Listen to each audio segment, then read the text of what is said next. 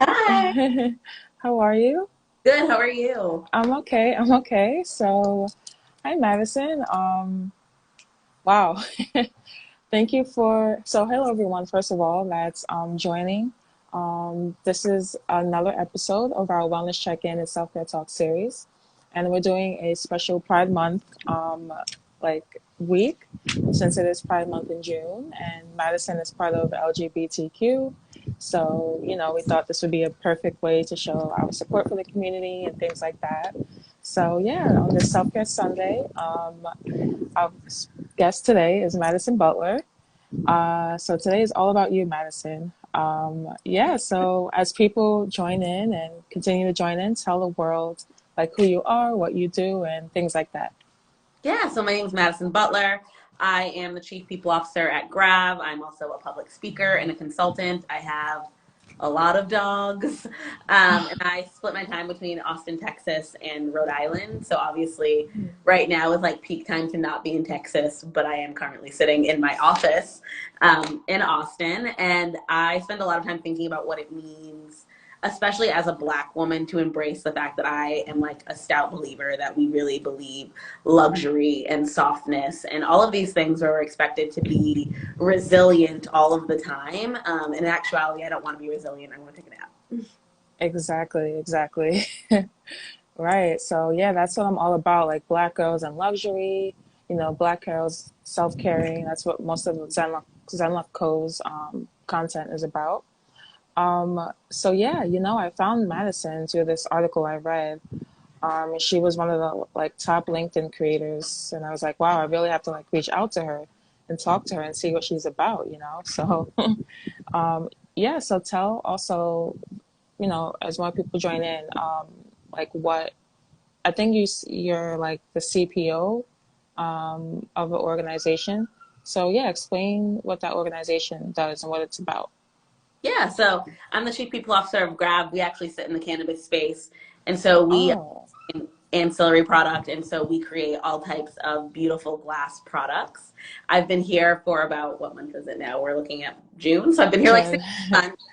And one of the really big focuses, especially for me, and what was one of my motivating reasons for joining, was really thinking about how we can make this space specifically more equitable and more just and more safe. Being very understanding of the fact that it is a privilege to work in a space that has caused harm to so many others. And so, Hmm. how can we make sure that this space that was built on the backs of Black and Brown people also creates room for them at this table? And so I joined here about 16 months. Outside of that, I am a consultant and I have my own consultancy called Blue Haired Unicorn. I saw that. Hmm. And I really focus on just the concept of psychological safety and what it means to create organizations that allow people to thrive. I think we spend a lot of time focusing on buzzwords and jargon and things that feel really warm and fluffy. But at the end of the day, this work is not warm and fluffy. It shouldn't be easy. It shouldn't feel like let's all hold hands and go to Soul Cycle. Because that's not what this is. This Right. is hard. It involves a lot of really hard, uncomfortable conversations. And so I spend a lot of my time having those really hard, uncomfortable conversations. That's good. That's good. Right. Yeah. Any way for our community to advance and help promote each other, I'm all with that. So that's amazing. So yeah, we're just gonna get hello. Right, get first into straight into the questions now. Okay, so first question is how do you find time to hit pause on life and tend to yourself? So I think that for me was actually really hard. Like I'm currently sitting in my office on a Sunday. So I Right. already struggle a little bit with that. However, for me, my whole life I've always kind of been a perfectionist, a workhorse. And I think Mm, as Black women, we know that we constantly have to be better than the last thing we accomplish in order to prove we're good enough, in order to prove that we're worthy of whatever the next thing is. And so right. I've spent a lot of time saying yes when I wanted to say no.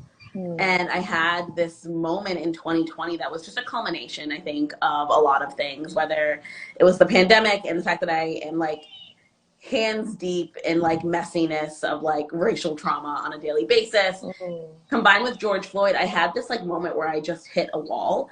And I think it's really true when they say like if you don't take a break, your body will take one for you. for you. And Exactly. I just had this moment of like, oh God, I like need a break. and I need to step away. And I realized that I had been like being two people every day. I was like this person at work where everything was okay. You're typing, you're sending your email, and everything is great, and you're smiling. And then you log out at 5 and you feel everything that life has to offer you. And I realized at that point that you don't stop feeling those things from 8 to 5 or 9 to 5 or whatever your work schedule is. Right. You just compartmentalize them. And so for me, that was the first time I realized that I needed to be able to tell myself that it was okay to take a break, to take a breath, to take a moment, whatever it was. And so that for me was really when I learned that it was okay. So for me personally, the first step was removing notifications from my phone, which has been like a life hack, especially with LinkedIn, where LinkedIn, I have 116,000 followers. And so oh my gosh, it's a lot. Yeah, it can get pretty messy in there. And like, I have lots of really great followers, but I also have a lot of really like scary ones. You know, I think out of 116,000 followers, it's like, I get a good amount of hits. I'm sure. So in 2020, I actually had someone show up at my home. And so turning off my notifications has been like a life hack for me. Because now it's like my notifications are, people get me when they get me, not immediately, not right away, but when I have the time and the emotional space and the energy to get to them. And so for me, that has been an incredibly important piece of, for me, what feels like self-care is like getting rid of the concept of doom scrolling. I think we've all become really good at it since 2020, whether you're doom scrolling on Twitter or doom scrolling on the news. I agree. There's always something bad to read on the internet. Right, and to take in and absorb. Right. Yeah, so, I agree with what you're doing with pretty much putting your phone on Do Not Disturb and not being so on the go with work. Like, it's very, especially if you're an entrepreneur or content creator, you have to sort of do that with your emails, with your texts, with your phone calls, because you need that break, like mentally, psychologically, and it's not selfish. Some might look at it as a selfish, or they like spam you with text, but sometimes you have to put your phone on silence, your calls on silence, your texts on silence. So yeah, that's really good that you that you do that. And I think it's also like there's this weird like perception of when you're a creator about how accessible you are. And I think that's also been hard for me to navigate as I'm not a private person, but I'm not like a super public one either. Right. And having an online persona, which I will say, I think my online persona is me, but a different version of like what my partner gets and my family gets. Right. And the internet, especially when you have a following, like they think that you should be way more accessible than you are. They feel entitled to to know more. To you existing. I mean, if I don't post content for a couple days, like people will like reach out to me and be like, "Are you okay?" Oh wow, I don't have it that bad. Yeah, and so like there's also this like concept of like I also feel pressure to write content even when I don't feel creative. And I for a long time I just did it anyway. Like I just pumped out content because that's what I was supposed to do. And now I write content when it feels good, and on the days where it doesn't feel good, I just don't. Right. So that's very important, right, as a content creator, especially in some cases when you're getting paid for it. The days that you don't promote content, it's like that you're taking away from like your brand and your persona, like you said. So yeah, that's very important, right? And self-care for it's different for everybody. So yeah, second question. And by the way, you guys, you can drop your comments in the chat. We'll answer them, as they come or at the end. Okay, second question. What does wellness mean to you? So for me, wellness is a really holistic thing where it is not just, am I eating healthy? Am I going to the gym? But it's also like, what kind of information am I consuming? What kind of conversations am I surrounding myself in? And then when I even think about diet and wellness, am I thinking about that in a way that is healthy to me, or am I thinking about that in the way that I'm supposed to think about it? I think one of the things that's been really hard for me as someone who I've been skinny one time in my life, And the one time I was skinny, it was probably when I was the most unhealthy. I was a size 0. My head looked absolutely too big for my body. And it wasn't healthy. However, I have always been like a girl with curves, a girl who was thick. And when I was like in high school and college, it wasn't like in style, which it is. Mm-hmm. But for me, one of the things I struggle with is not wanting to be skinny and feeling guilty about that. Because we're told that we have to want that for ourselves. Right. And so for Skinny me, is right. yeah. Yeah. And so for me, wellness really centers on how do I treat myself? Am I basically telling myself that I can't do something or I can't eat something or I can't be a part of something because that's what the world wants for me or because that's what I want for me? And for me, wellness has really been a journey of diet culture and going to the gym and then unpacking all of that. I think Wow.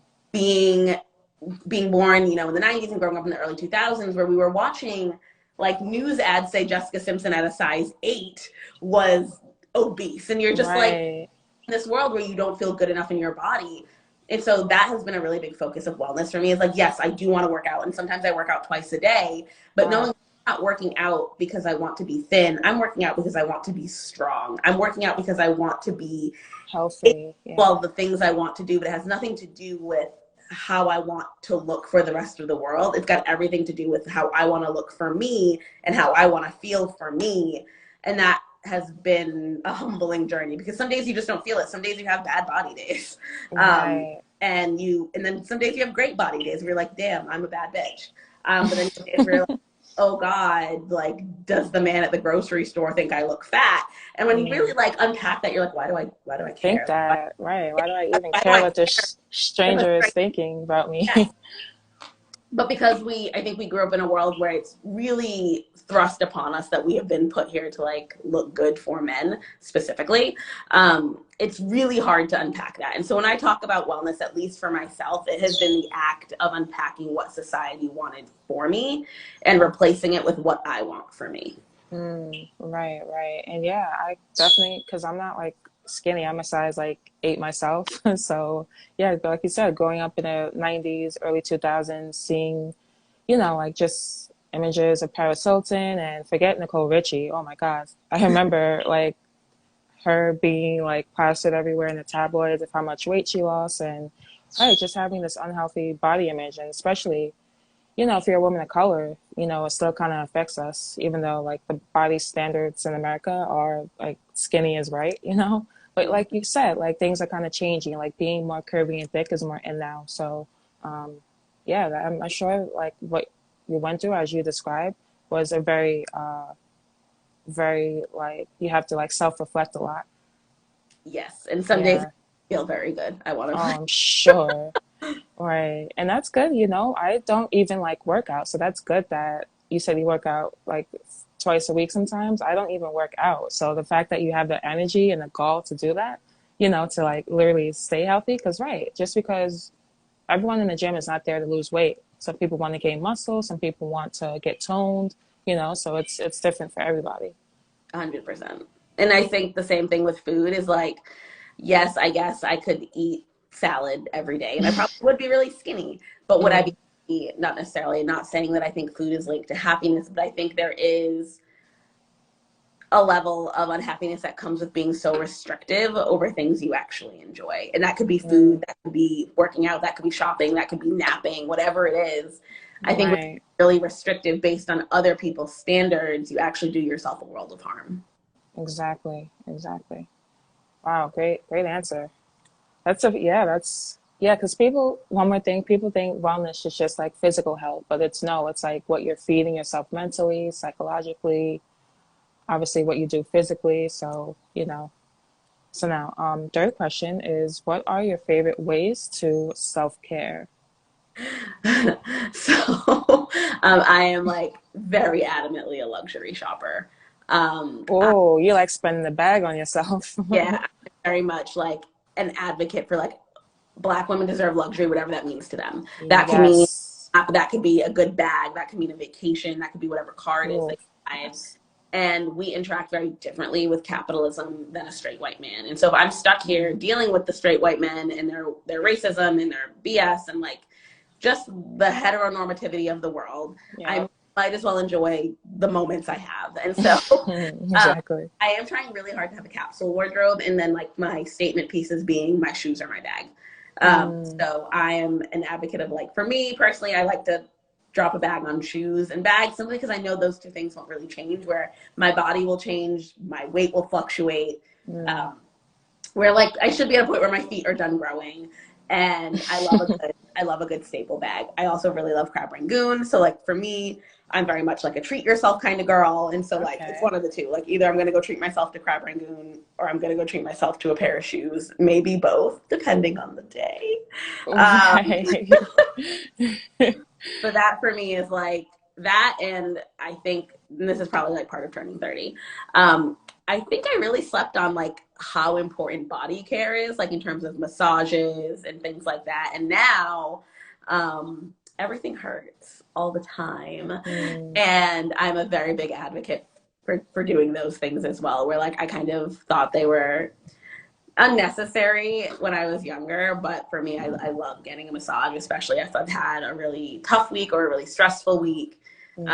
And I also know, like, I work remote, so I sit over a computer all day like this. Oh, And right. That adds to it. Yeah. The yeah, body aches. so nice to have someone else figure out why things hurt. Right. Yeah. Reese underscore Byron says, but also a crab ragoon, as you said, or ice cream. Yeah. Ice cream makes everybody feel good. So those are good choices. That's actually my partner, so they absolutely know that. Oh, They know that I am a crab rangoon. that you like that. Yeah. Right. Hello. Um, yeah, like I'm all for like a spa day. Actually, I just finished hosting a giveaway, a spa day giveaway, hosted in New York for a pedicure, manicure, and Swedish massage. It ended Friday, but yeah, so I picked the two winners, so they're gonna enjoy spa day tomorrow. So Oh, I'm all for like, yeah, I'm all for like treating yourself, and I love a good spa day myself. So, and right, as you said, we're getting older. I'm 28. You know, you're a millennial too.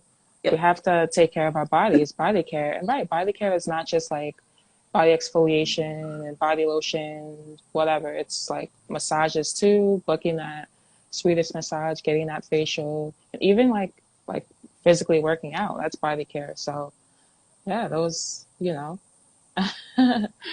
Hi. Okay, great answer, Madison. So now this is like a very personal one, but how do you personally cope with stress? So I think that kind of goes back to the shopping a little bit. But honestly, That helps. Yeah. it helps. It like at least in the moment, I'm not like big on like, oh, you had a great day, treat yourself. Oh, you had a bad day, treat yourself. So, Um, right. but I do actually find working out to be, for me, a great way to not think about whatever is stressing me, to get myself in another headspace, but to also just feel good about being powerful in another space. I think for me, being so attached to my phone and always having an email to check, knowing that I get to go to the gym and put my phone away for whatever it is, an hour or 2 hours, is just like the greatest sense of relief. Know that I am not going to hear it ding or buzz or have something I have to look at and want to like yeet my phone across the room for at least 2 hours is such a great feeling. I'm Um, sure. but the other thing that I'm also, not only for myself, but for my team, is knowing that I deserve to take time off. My team deserves to take time off. And so, Right. like, my PTO, like, you don't have to worry about me because I'm taking it. And I'm taking it so my team knows they can take it. And one of the things that we moved to an unlimited PTO policy here, but like part of it is that there's a required minimum. A lot of unlimited PTO doesn't actually work because statistically people take less PTO when that happens, but we Mm, required that people take at least 20 days a year.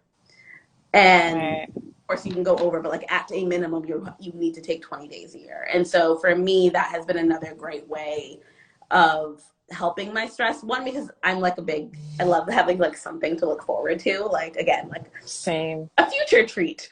But just knowing that I want to unplug sometimes for more than 2 hours at the gym. I want to unplug for a week, or I want to unplug for a week and a half. And I want to experience new things and Being a different environment. yeah, Yeah. be in a different space than I'm in every single day. And Right. whether that means I'm leaving the country or I'm booking an Airbnb somewhere in the middle of nowhere, I really, really value my time away, and especially with my partners, and making sure that work can sometimes be all encompassing, and Hmm. knowing that it takes a lot of me. And so being able to spend time with them is really important to me. Right, right, right. Yeah. So book, and even like a staycation, even if you don't, have the funds to, go out the country or stay at an Airbnb, even a staycation. Like I'm currently in Florida, but I used to live in New York. Even like going to Jersey, like being in a different environment, like working remotely somewhere else in like your home office. Those are all like positive, like things you can do to help with like your mental health, to help with the stresses in your life. Even just simply like changing up your environment, like that's all you have to do sometimes. So I love that. And do you like to travel? I see that you're mentioning like traveling a lot. Like, do you travel a lot? Yeah, so That's good. since I turned 30, which I turned 30 in September, Oh, um, wow. 6 countries, and we have 3 more planned for this year. Wow, that's amazing. That's amazing. And Traveling is, very fun.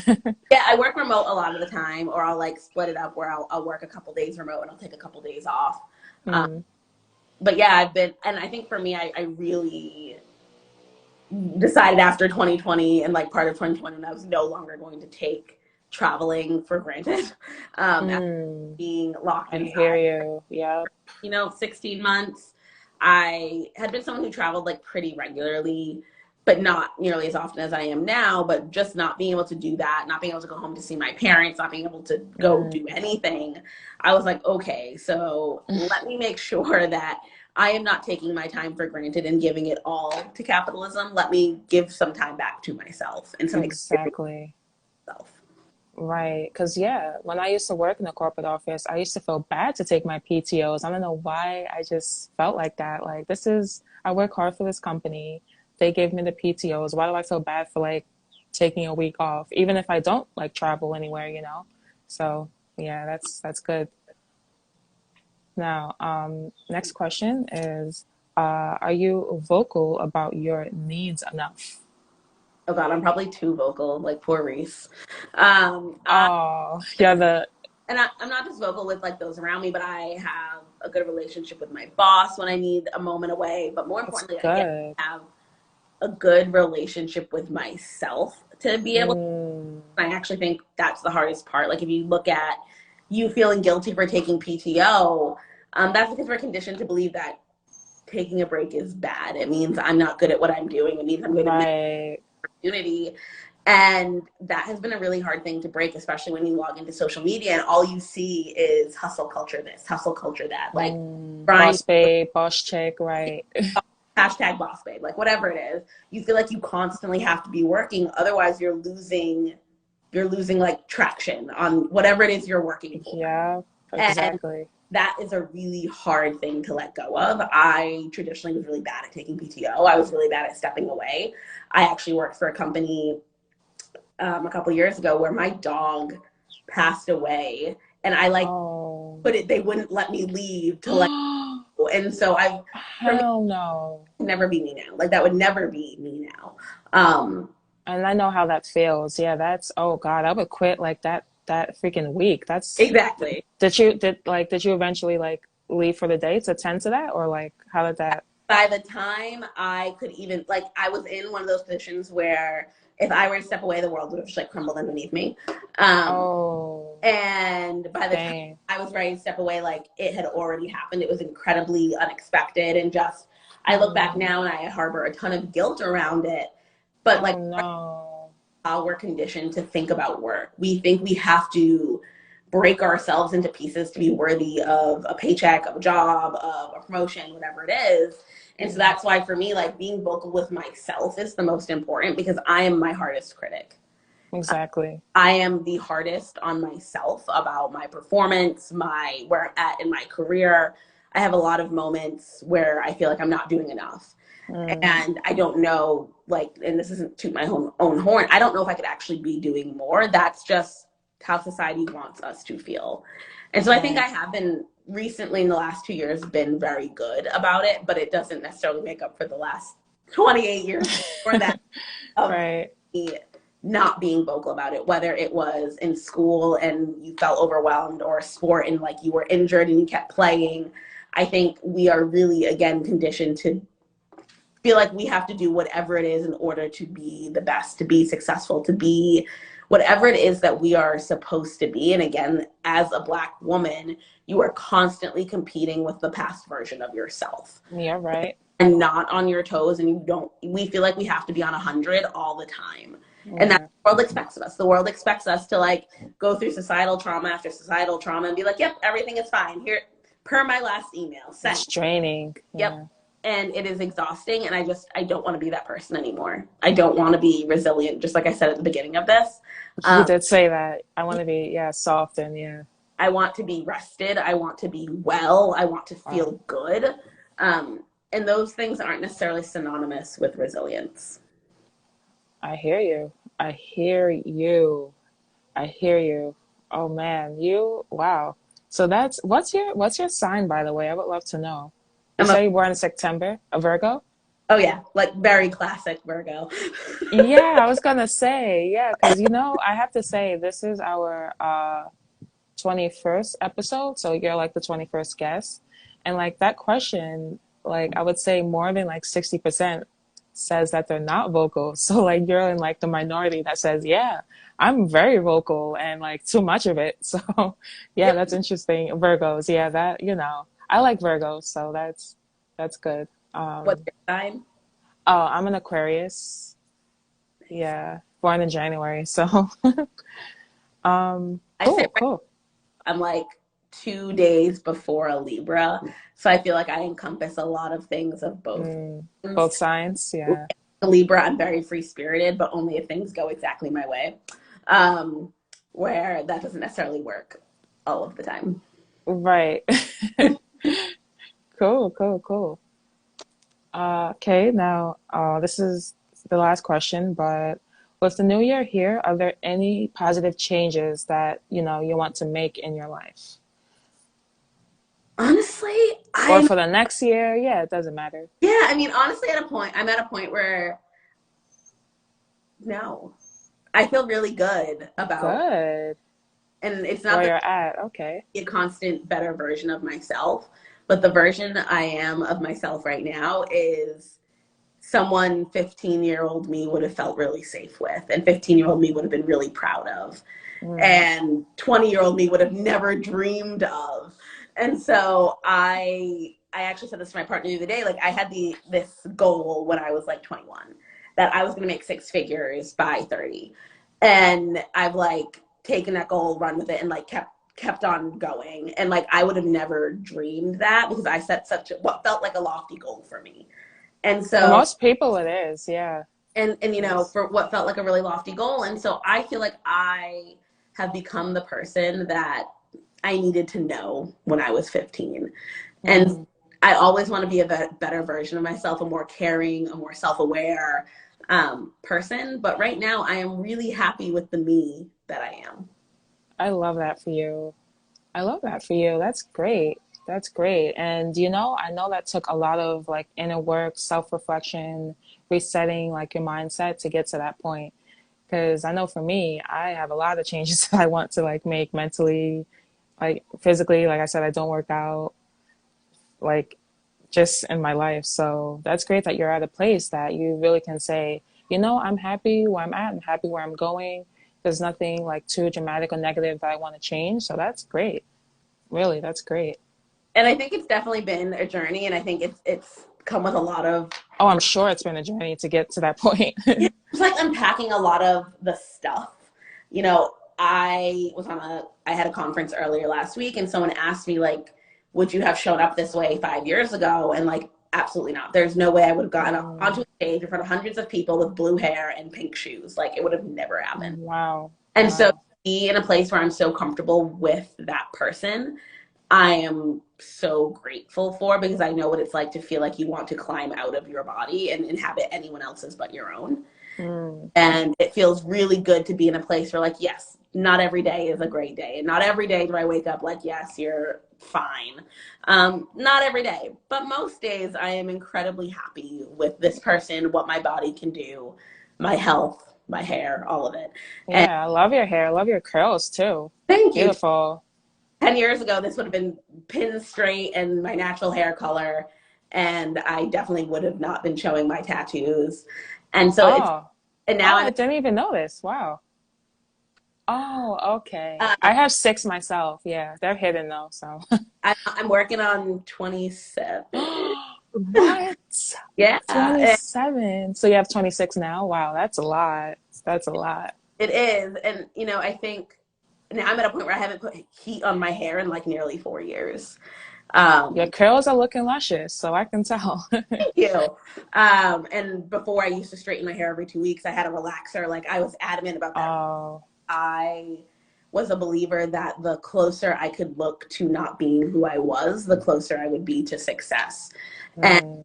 when people used to tell me, "Oh my gosh, you sound so white," I took it as a Oh, I hate that. yeah. And like for a long time, I took it as a compliment because I thought it was synonymous with success because that's what we're taught to believe. And that's what Right. created in media, in books, on TV, and in movies. And so for a long time, I thought that's what they were saying to me, but that's not what they were saying. They were saying you sound palatable, you sound digestible, you sound Mm, safe enough.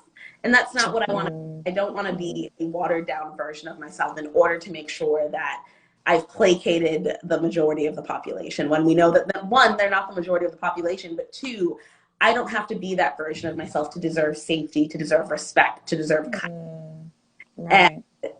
other Black women and other Black girls deserve to see that. They I deserve, know that. yeah, Yeah. they deserve to be able to see that you don't have to tone down pieces of yourself to achieve your goals or love yourself or have a good job or find success. You Yep. deserve to just be whoever it is you are and who you need to be for you, no one else. Exactly. Exactly. Every one woman of color has gone through that, thinking that, if I sound a certain way, if I look a certain way, to fit in with what everyone feels, what America feels, what society feels is good and right and successful, then I'll get where I need to get further, faster. But you Yep. kind of have to have that mental reset to know those things are negative. Um, and you so like I know that you're a speaker, and I know being a speaker and being in front of audiences, you have to be comfortable with yourself. And everyone, do you have like a format? Do you have anxiety before doing those things, before speaking in a large crowd, speaking to large groups of people? Because even I feel like even a person that's very comfortable with themselves, they still feel anxiety with situations like that. So yeah, how do you, I guess, deal with gigs like that? Yeah, I definitely do. Not, I will say, not when I'm on stage. When I am on stage, I am like so in my element. Like I Really? Wow. like every moment leading up to when I'm mic'd, I'm a nervous wreck. And honestly, it's because I'm scared I'm going to trip and fall. Or like a Oh, couple of years ago, I was on a panel and I coughed so hard that I burped into the microphone and I was like horrified. So always kind of scared I'll have that moment again, or like I'll have a coughing attack and I'll have to cough in everyone's ear.